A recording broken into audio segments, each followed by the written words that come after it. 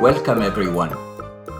I'm happy to be with you for the 5th year at this important event and want to thank the organizers for inviting me to present. I would like to start by introducing myself to those seeing me for the first time.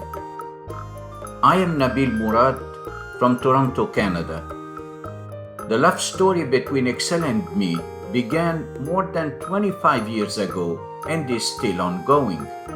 I have been teaching Excel to corporate employees and university students for 15 years, as well as to anyone interested in the field through my YouTube channel, Office Instructor.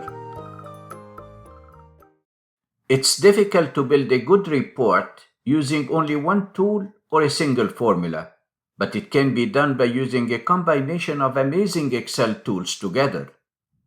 In this presentation, I show you how to create and automate a data collection form and build a report with minimal effort. Collecting data input should be user-friendly and intuitive, avoiding confusion when entering data, then easily submitting to a report that keeps all records in sequence. Whether it's for a student registration, event booking, visa application, driver's license renewal, we deal with digital forms every day. In this presentation, I create and automate a user-friendly form for requesting a corporate training course from the Office Instructor Training Center. I will be using dynamic array functions, reverse checkbox, picture lookup, data validation, mixed macro recording, conditional formatting, and lots of tips and tricks along the way. A submit button only appears if the form fields are completed. With a click, all data is added to a general report that saves all records. Let's switch to Excel. Here is my finished form. This is a corporate training form from the Office Instructor Training Center. Corporate clients need to fill this form to request a corporate training course. The gray cells indicate the required data. So I'm going to enter a sample record. I select the date for the required course from a drop list. So let's say it's the 15th of December 2024. I specify the number of participants for the course from another drop list. Let's say I want 15. And then I need to enter an address, a city, a state, a country, and a zip code. I then enter an email. When I select a cell for entering a phone number, an input message tells the user what to avoid, bracket, space, and dash. So the user just types the number. When I click outside, the number is formatted. I select a course from a drop list, let's say Power Query course. The delivery will be virtual or in person. I select a virtual delivery. Do you want the session to be recorded? Then I select yes or no. I'll be selecting yes. How would you like to pay for that? For the payment method, we have 3 options. I select direct deposit. And now I finished entering all the fields. Then I have to answer the question, did you fill up all the fields? And when I select yes from a drop list, 2 things will happen. There is a checkbox that works in reverse order. We don't check the box manually. This is a reverse checkbox that indicates that all the fields have been completed. At the same time, we need a button to submit the form. This button doesn't exist. It pops up whenever you select yes. So when I hit yes, here is the reverse checkbox and the submit button pops up. I hit the submit button and automatically the record has been transferred to the report worksheet where we collect all records and it has been added to the end of the list. When you look at the form, all the fields are cleared in preparation for collecting another record. Let's build this project from ground up in Excel. You can download the exercise file and the step-by-step guide by clicking on the link below this video. I start my project by sketching the form on a sheet of paper. I write down all the desired fields. and I adjust the layout of my form the way I like. Once I'm satisfied with the look of the form on a sheet of paper, then I switch to Excel. In a new blank Excel file, I renamed the worksheet form. All what I did in this worksheet is that I adjusted the width of the column and the height of the rows to suit the fields that I sketched on my paper. In cell C2, I want to type a title, Corporate Training Form. And then in cell C3, I type fill up the form to request a corporate training. In cell C4, I type you will receive a code by email after submitting the form.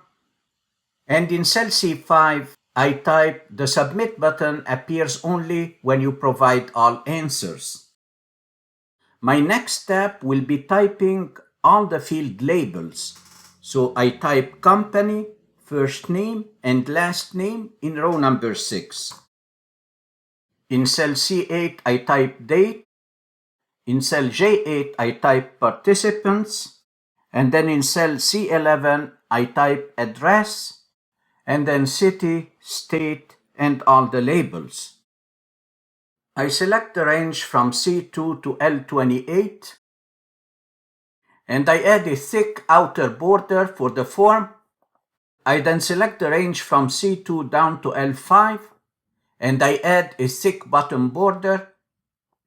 Now I start formatting the label.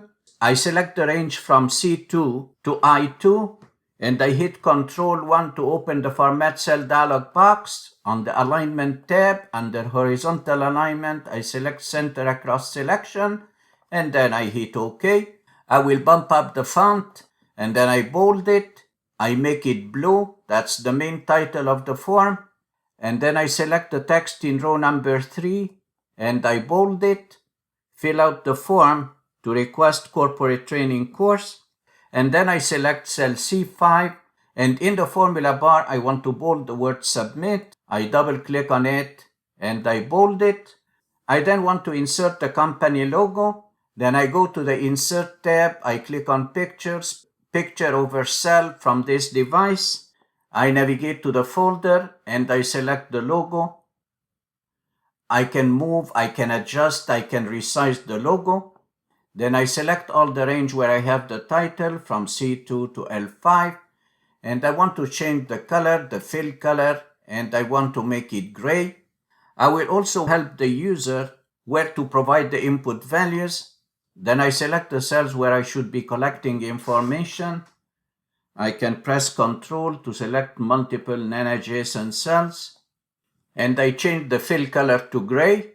In cell C9, I want to guide the user to the date format, and the date will be selected from a drop list in row number 10. Then I type letter D and the down pointing arrow. I use the shortcut Alt-3-1, and then I want the month. I type M and the shortcut Alt-3-1, and finally the year. I can go to the View tab and hide the grid lines by taking the check away from grid lines. And this is the appearance of my form. It matches the design I sketched on a sheet of paper. In my next step, I will be creating 8 drop lists and a data validation rule. I will create a drop list for the day, the month, and the year. I will create a drop list for selecting the number of participants, and then another drop list for the course selection, for the recording, for the payment, and a yes or no drop list for the question, did you fill up all the fields? Before I create the drop list, I want to add an outer border to this cell, so I select it and I apply an outer border.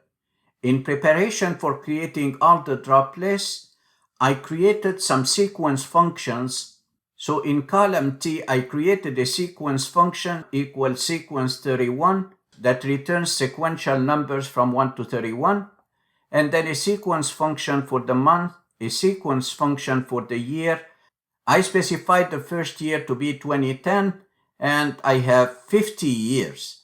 I also created in column X a list of courses. This is just a sample list of courses offered by the office instructor. We offer over 50 different courses, and then in column S, I created the different items for the payment drop list. I'm going to use this data for creating my different data validation drop list. I start by selecting the drop list for the day. I use the shortcut Alt-DL, or I go to the data tab and I click on data validation, tab L tab, and in the source box, I reference the first sequence function in cell T3. To be able to copy it to the right, I hit F4 3 times. And because it says spilled array, then I use the spilled array symbol, Shift 3 on my keyboard, and then I hit OK. Now if I check, I would have created the day drop list. I can copy it to the right for the month and for the year. I select fill without formatting. I don't want the border. For the participants, I can create a drop list using the numbers for the day, Alt-DL, tab L tab, and then I want to reference cell T3, and I type the spilled array symbol, Shift 3 on the keyboard. I hit OK, and here is the drop list for the participants. And then I want to create a drop list for the course selection. I go to the data tab of the ribbon. I click on data validation. I want to create a list. I put my blinking cursor in the source box, and then I navigate to the list of courses. I select it, and then I hit OK. The next drop list will be for the payment, Alt-DL, tab L tab. I select the 3 options for the payment. All these options will be hidden by the end of the project. I hit OK, and I would have created the drop lists I want. I still have 2 more drop lists to create for the recording. I hit Alt-DL, tab L tab, and I type yes, no. I hit OK, and I want to create the same drop list for the question, did you fill up all the fields? Alt-DL, tab L tab, and I type yes or no. So let's test the drop list. Let's say for the day, I select the 8th of November 2024. For the number of participants, I can type, let's say 15. For the course selection, I can select any course, Excel Advanced. And then for the recording, I can say yes. For the payment, I select credit card.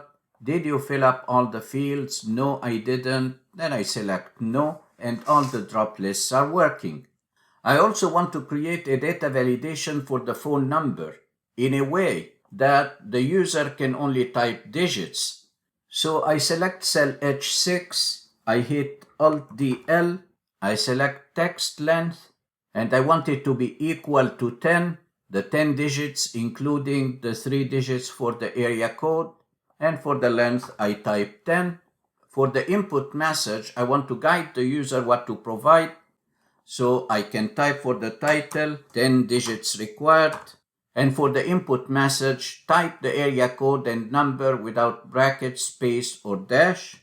Finally, for the error message, I type no brackets, space, or dash allowed. I hit OK, and now I have the input message. I can select this cell and format it as phone number. Then I hit Ctrl 1. I select the special category, and from the special category, I select phone number. I hit OK, and that's fine. So I can test it by typing any number, and when I hit enter, the number is formatted as a phone number. I want to merge some cells for the company. In row number 7, I select the range from C7 to F7, and then I click on the merge command, and I want to left align. I do the same for the address, for the country, for the email, the same exact thing. And I will do it for the course selection and the payment as well. My next step will be adding the option buttons and the reverse checkbox. To do that, I need the developer tab of the ribbon. If you don't have the developer tab, you can right-click on any tab, select customize the ribbon, and then check the box for developer. Once you hit OK, the developer tab will be added. On the developer tab in the controls group, I click on the down arrow for the insert command, and I click on option button. I want to create two option buttons from which the user can select either a virtual delivery or an in-person delivery. Then I click to position the first option button. I want to right-click to remove the extra text because I already added text in column F and in column H. So I right-click on the option button, edit text.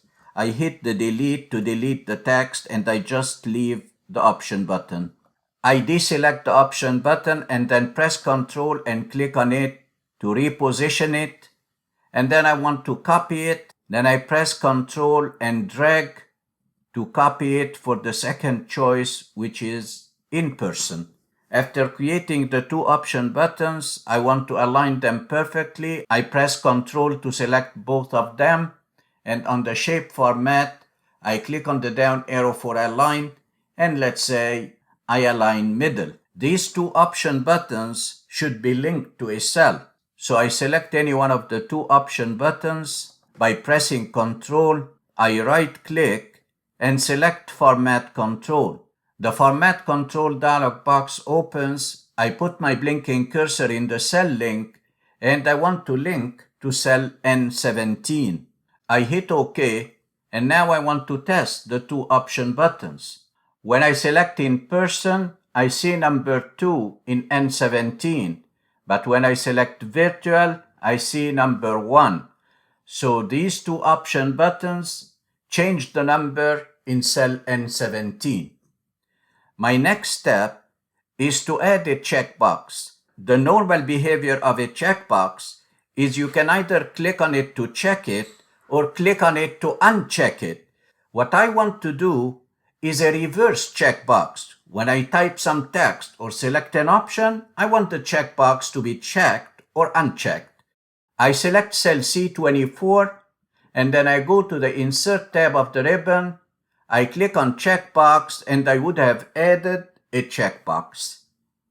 My next step is to apply a conditional formatting to this cell.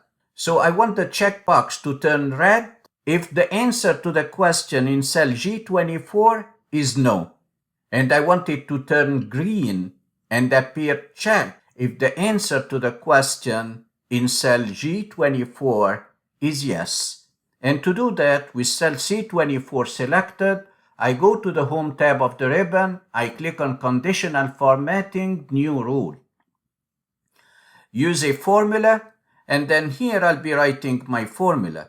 I click on cell G24 and I say if it's equal to no. In double quotation, I type no. Then in this case, I want the formatting to be red. I click on Format, I go to the Font tab, and I select a red color. And I hit OK. And another OK, and I would have created the first rule, and you can see the checkbox appearing in red.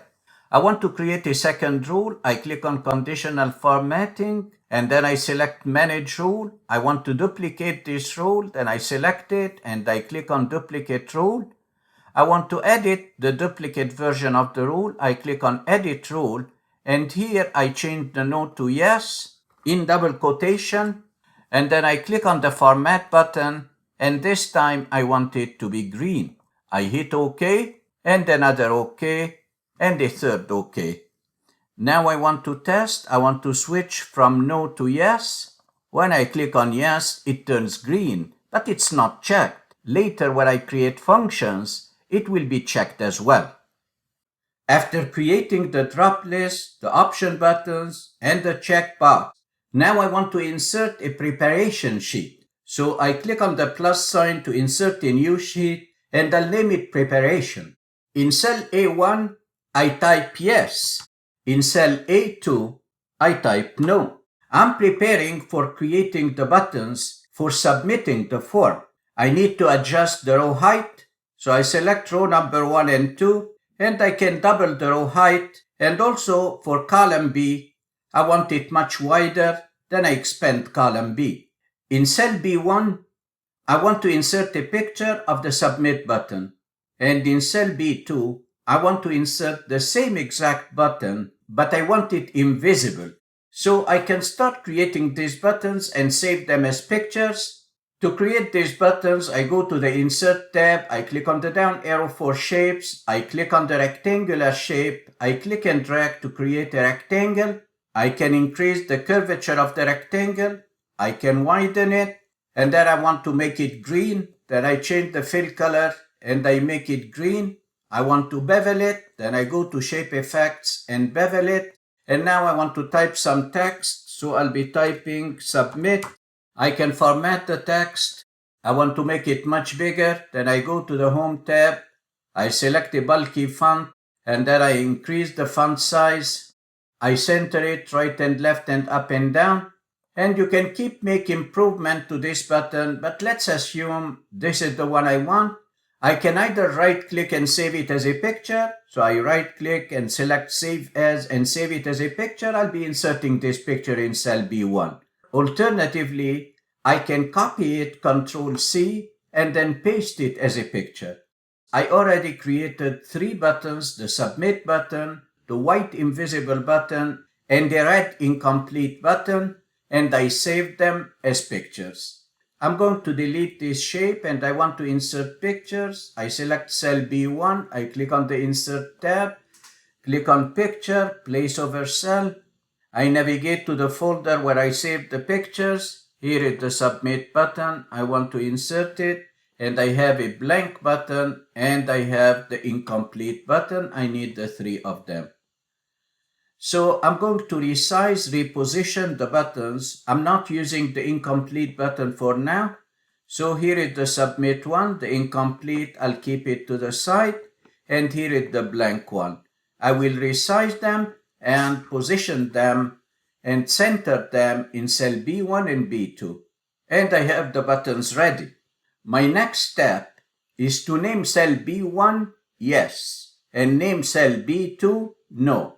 I do that by selecting from A1 to B2, and then I go to the Formulas tab of the ribbon and click on Create from Selection. Alternatively, I can use the shortcut Ctrl-Shift-F3.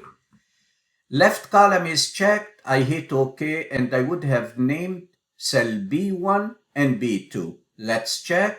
If I click on the down arrow and I select yes, then B1 is selected.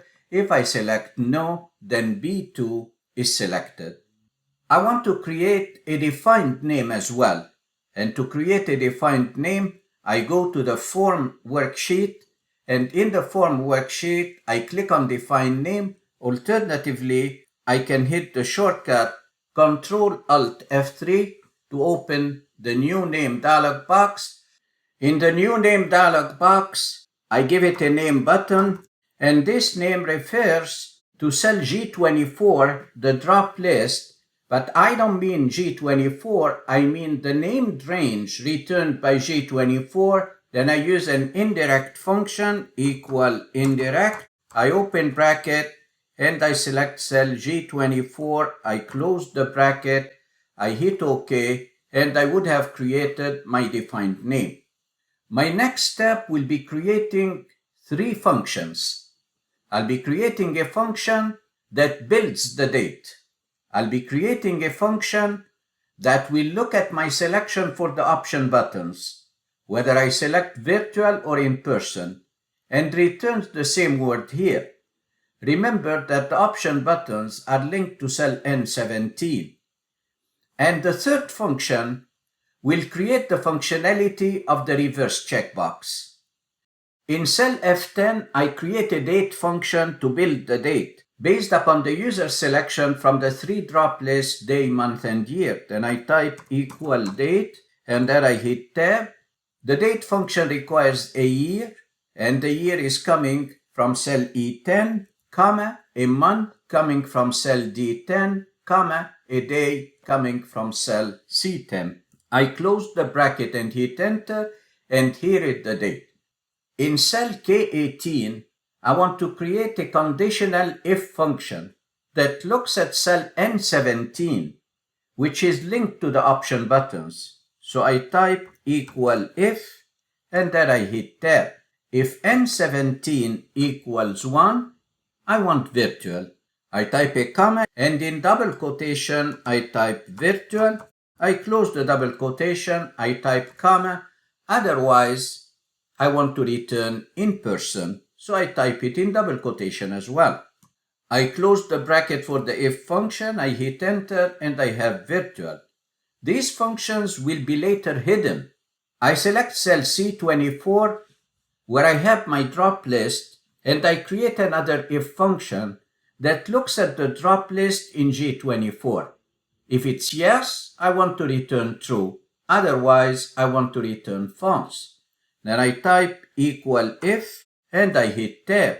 If cell G24 equals yes, I type it in double quotes, comma, please return it true, comma, otherwise return if false. I close the bracket and then I hit enter, and now I see the reverse checkbox working fine. I can switch to a no, and the checkbox is not checked and it appears in red. Let's switch back to yes. Now I want to insert the incomplete picture. I already put it in the preparation worksheet. If you didn't do that, then you can insert any picture and use it instead. We'll change it anyway. I go to the preparation worksheet, I select the incomplete picture, I cut it, Ctrl X, I go to the form worksheet and I want to paste it somewhere here, Ctrl V. This will be the position of the submit button. But I want the submit button to pop up whenever I select yes, and I don't want to see any button when I select no. So with the picture of the incomplete button selected, I hit F2, and in the formula bar, I type an equal sign, and I type the defined name button, where I hit tab, and then I hit enter. Now I can see the submit button. Wonderful. The submit button should only appear if the user fills up the entire form. So right now we are not filling the entire form. So it shouldn't appear and the user will not select yes. So when I change my selection from the drop list from yes to no, the submit button disappeared because instead I have the blank button. Look at this outline. I don't want to see this outline, and the solution for hiding this outline is to go to the preparation worksheet and remove the grid lines. I go to the View tab, I uncheck the box for grid lines, and now I go back to the form worksheet. I don't have an outline. I want to check one more time. I select yes. The checkbox is checked and the submit button appears. I'm going to set it to no because the form is not complete yet. My next step in preparation for collecting the input from the user and transferring it to a report worksheet, I need to name all the labels and I need to name all the input cells, the information provided by the user. I start by selecting cell C6, and then I press Ctrl, I'll be selecting 16 cells. While pressing Ctrl, I click on the first name, the last name, the date, the participants, the address, the city, the state, the country, zip code, email, phone, course selection, delivery, recording, and payment. These are all the labels. So I go to the name box and I give them a name, My Labels. And I hit enter. I want to do the same for the information provided by the user. But I'm not going to select the day, month, and year. Instead, I'll be selecting the cell having the function where I built the date. Also, for the option buttons, I'll be selecting the cell returning whether virtual or in person. Your selection for the user input will be exactly in the same order like the label. So I start by selecting the company, the first name, the last name. For the date, I'm selecting cell F10, and then I want the number of participants, I want the address, I want the city, I want the state, the country, the zip code, the email, the phone, the course selection, and now I want the delivery. Then I select this cell where I have my if function, I select the recording, and I select the payment. I go to the name box and I want to name all these cells collect, and I hit enter. My next step is to create formula for transferring the data input. And to do that, I go to cell O3. I'll be create a toCal function. Then I type equal to call. I hit tab. I want all my labels in one column. Then I type the name my label. I hit tab. I type a comma. And I want to ignore blanks if any. Then I type 1, I close the bracket, and I hit enter, and I get all the labels in one column. I will do the same for the user input. I use a toCal function for the range named collect. In cell P3, I type equal to call. I hit tab, and I want the named range collect. I close the bracket, and then I hit enter, and here is the user input in one single column. I can apply some formatting. Let's say for the date, I hit Ctrl-Shift-3. So when I transfer it to the report, it will be formatted. For the phone number, I hit Ctrl-1. I go to the special category and I select phone number. I hit OK. And for the number of participants, on the Home tab, I change it to general. Whenever you see a 0, that means I don't have a value in the corresponding cell. My next step will be building the report. So I insert a new worksheet and I name it report. I go back to the form and I select all the values in column O returned by the toCal function myLabel. I want to copy them. I click on copy, and then I want to paste values while switching the column into row. Then I go to the report worksheet, and in cell A1, I click on the down arrow for the paste command. I select paste special, and I select values, and then I check the box for transpose. I hit OK, and now I have column labels for my report. I want to copy and transpose the first record. Then I go to the form worksheet, and in the form worksheet, I want to complete the record. So I'll be providing information for the company, the first name, the last name, and all other fields. I entered some sample data. Then I want to transfer the user input to the report worksheet as a first record. I select the corresponding values in column P, and then on the Home tab, I click on Copy.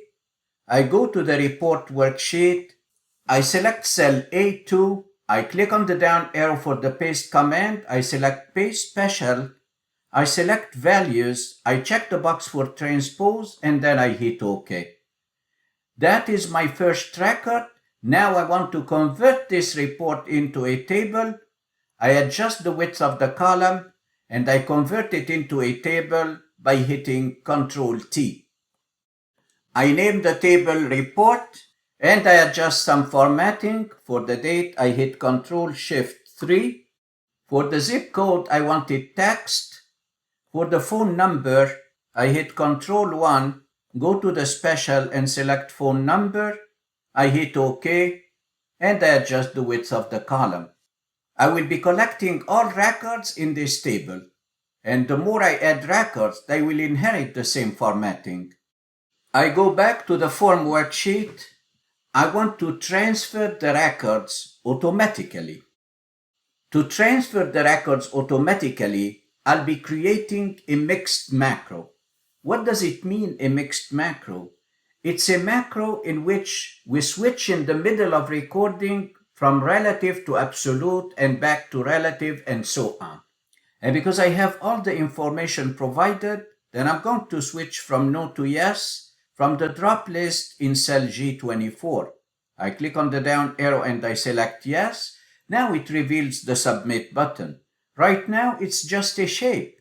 Later on, after recording the macro and attaching it to the submit button, clicking on the button or clicking on this picture will trigger the macro. What does this macro do? This macro will look at the record in column P, and it will add it at the bottom of the list in the report worksheet. On the Developer tab, I want to make sure that Use Relative Reference is not selected, because I want to start the recording as an absolute macro. I click on Record Macro, and I want to name this macro Transfer. I hit OK, and I'm in the process of recording. What does this macro do? This absolute macro starts by selecting all the cells from P3 to P18. On the Home tab of the ribbon, I want to copy this range. And then I go to the Report worksheet. In the Report worksheet, I want to absolutely select cell A1. At this point, because I don't know how many records I have, and I want to jump to the first empty cell, whether I have 1 record or 1,000 records, then I go to the Developer tab and I want to switch to Relative Recording. I click on Use Relative Reference, and now I'm recording relatively to cell A1. I hit Control down arrow, that will take me to the last row, and then down arrow one more time to move one further row down, that will be the first empty row. On the Home tab, I want to paste special. Then I click on the down arrow for paste, I select Paste Special, and I want to paste values, and I want to transpose the pasted record. I hit OK, and here is my record. I click on the company name of the inserted record, and now I want to switch back to absolute recording. On the Developer tab, I turn off Use Relative Recording because I want to absolutely go to a specific range in the Form worksheet. I go to the Form worksheet, and what I want to do is to clear the form in preparation for collecting new record. I select all the cells while pressing Control. I'm not selecting anything related to the delivery, the option buttons. I will hide them later. Did you fill up all the fields? I select it, and then I hit Delete to delete everything. An important step is to select cell G24 and manually type, not select from the drop list, type the word no.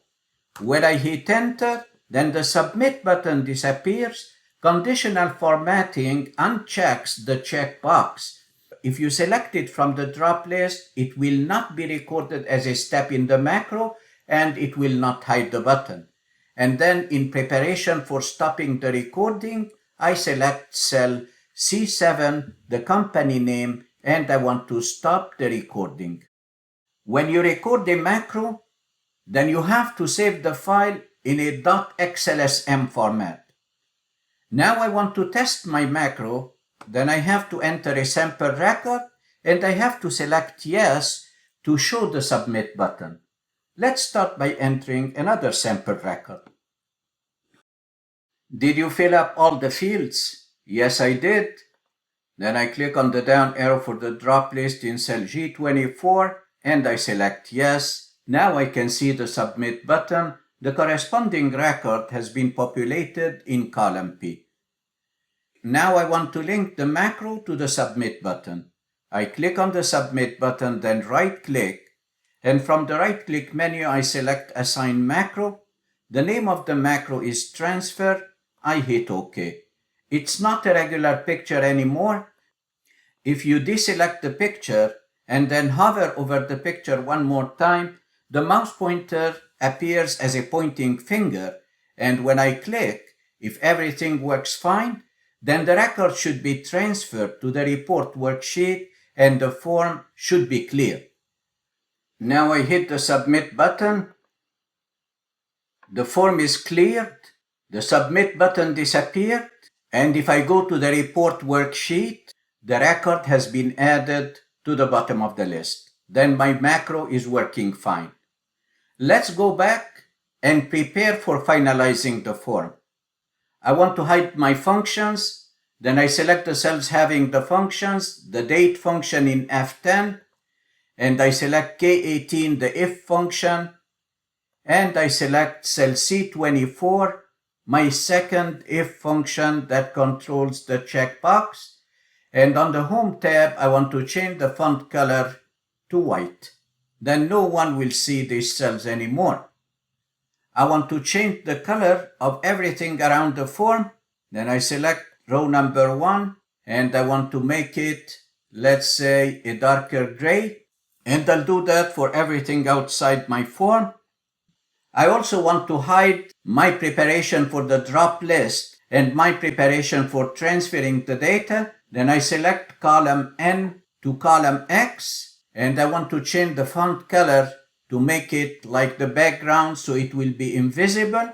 There is also an option that you have to set in the Excel options dialog box so that you don't get, when the form is empty, you don't see the green triangle at the corner of each cell having a function. And to do that, you go to the File tab, you click on Options, and then you go to Formulas, and here make sure you uncheck the box Enable Background Error Checking. If this box is checked, I want to show you what happens. I hit OK, then you see this green triangle and all these green triangles. We don't want to see them. Then I'm going to uncheck this option. On the File tab, I click on Options, and on the Formulas category, I take the check away from Enable Background Error Checking. If you want, you can hide the preparation worksheet, leaving only the form and the report.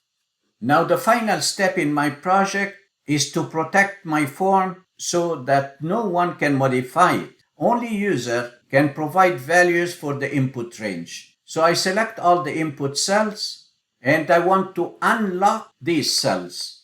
So I'll be protecting all the locked cells except the unlocked cells. And to do that, you can go to the Format Cell dialog box, or you can click on the down arrow of the Format menu on the Home tab.